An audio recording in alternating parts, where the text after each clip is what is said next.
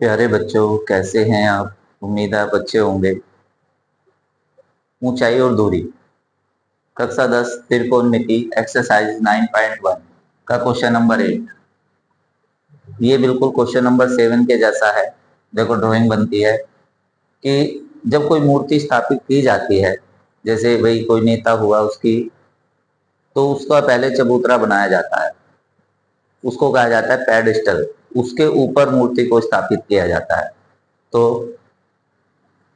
ये देखो, ये मान लो ये चबूतरा हुआ हमारा, और इसके ऊपर लगा दी हमने कोई मूर्ति लगा दी है। ठीक है, इस तरह से ये कोई मूर्ति है, हो गई। तो अब की बार क्या है कि मूर्ति की लंबाई दे रखी है कितनी, 1.6 मीटर यहां से अंदर। और अब की बार पेडिस्टल यानी चबूतरे की ऊंचाई निकालनी है। सपोज करो ये x मीटर है। कितने मीटर है? x मीटर है। अब भूमि के बिंदु से देखा जाता है कि जो मूर्ति है उसका उन्नयन कोण कितना। ठीक है, ये हो गया, कितना है? 60 अंश। कितना है? 60 अंश है। और चबूतरे का उन्नयन कोण हो गया हमारा 45 अंश। देखो कम ऊंचाई है तो उन्नयन कोण भी छोटा हुआ, ऊंचाई ज्यादा है तो उन्नयन कोण भी बड़ा हुआ।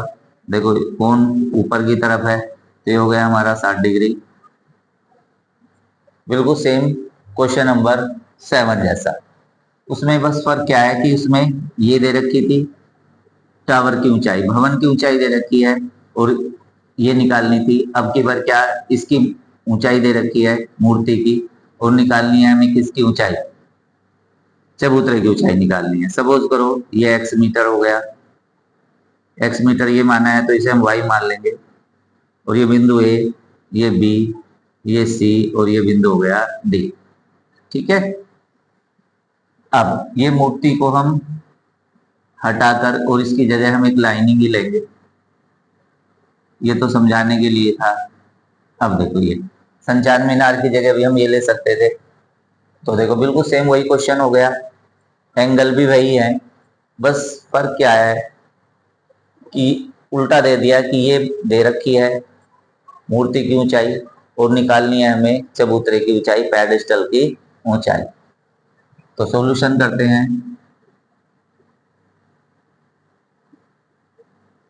माना BC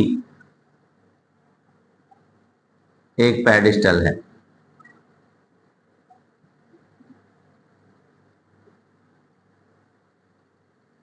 जिसकी ऊंचाई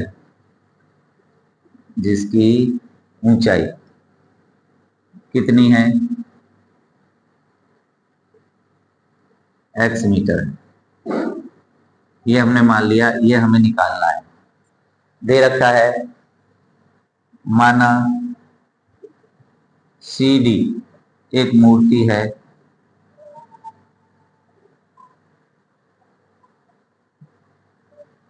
जिसकी ऊंचाई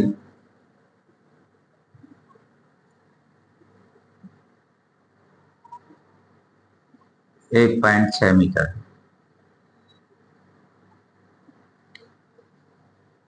माना AB बराबर y मीटर। एंगल लेंगे, angle CAB, angle CAB equal हो गया हमारा 45 डिग्री। और एंगल DAB इक्वल हो गया हमारा 60 अंश। हो गया। अब हमें निकालना है क्या? अब हमें निकालना है ये चबूतरे की ऊंचाई। शुरू करते हैं। समकोण त्रिभुज ABC में छोटा ABC, पहले हमेशा छोटा ही लेना पड़ता है। ठीक है, ताकि हम इसमें से एक संबंध लेकर आएंगे। देखो ना हमें ये दे रखा है ना हमें ये दे रखा है, लेकिन हम लेकर आएंगे एक संबंध। क्या लेंगे? BC क्या लेंगे?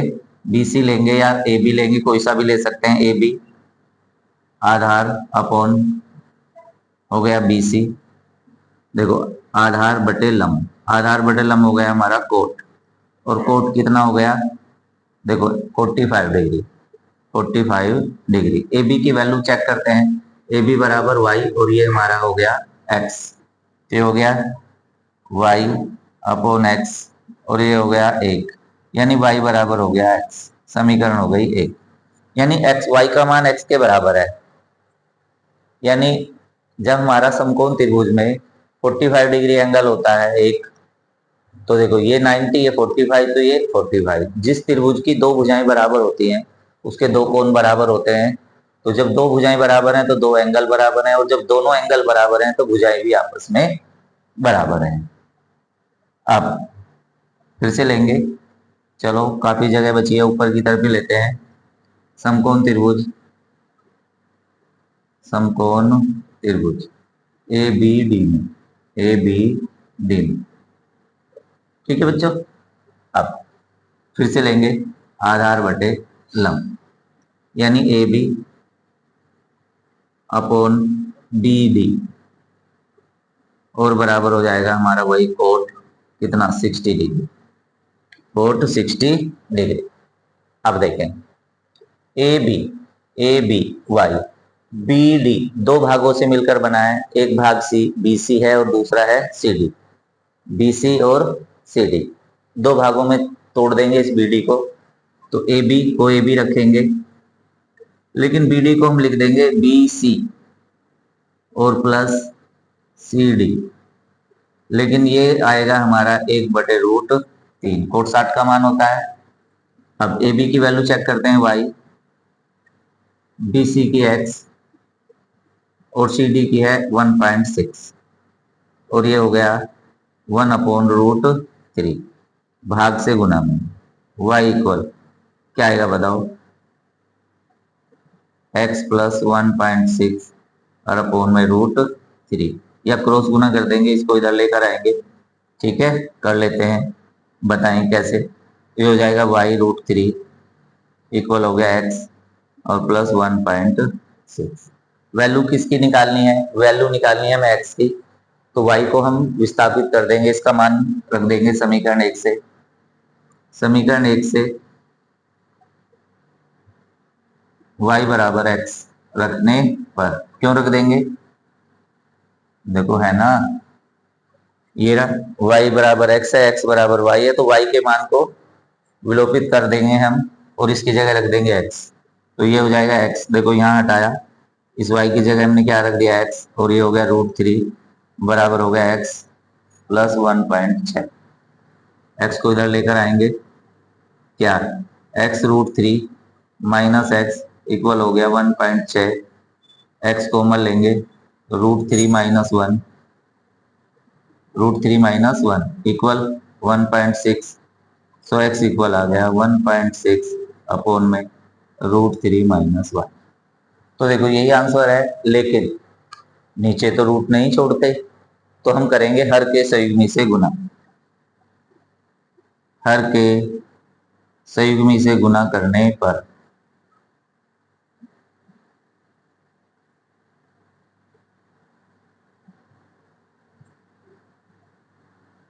मल्टीप्लाई बाय कंजुगेट, वो नंबर जिसके गुना करने पर रूट हट जाता है किसी नंबर का, तो उसे बोलते हैं कंजुगेट।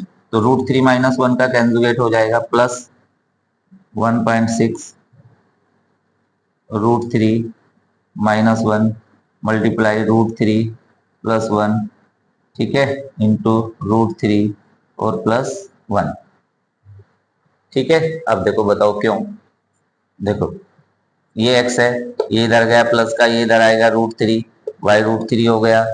अब इसकी वैल्यू हमने x रखी, x√3, x इधर आएगा माइनस का, कॉमन लेंगे, √3 माइनस 1 1.6 गुना से भाग में जाएगा, कंजुगेट से गुना करेंगे, फिर आगे बढ़ते हैं, सो x इक्वल हो जाएगा, देखो लिखा 1 पॉइंट कितना 6 गुना √3 प्लस 1, ठीक है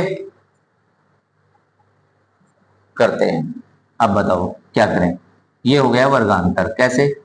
देखो a minus B A plus B, यानी कहीं हमारा a plus B into A minus B लिखा है तो हम इसे क्या लिख सकते हैं, A square minus B square.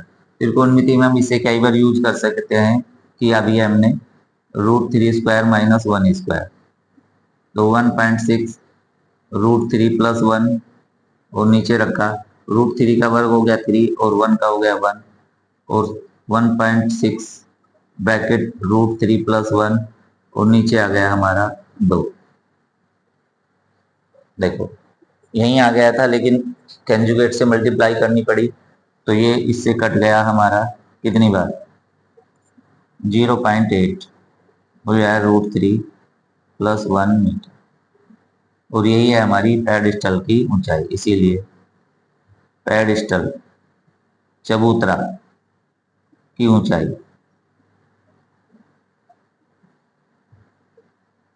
0.8 bracket √3 plus 1 और ये मीटर, और यही है हमारा आंसर।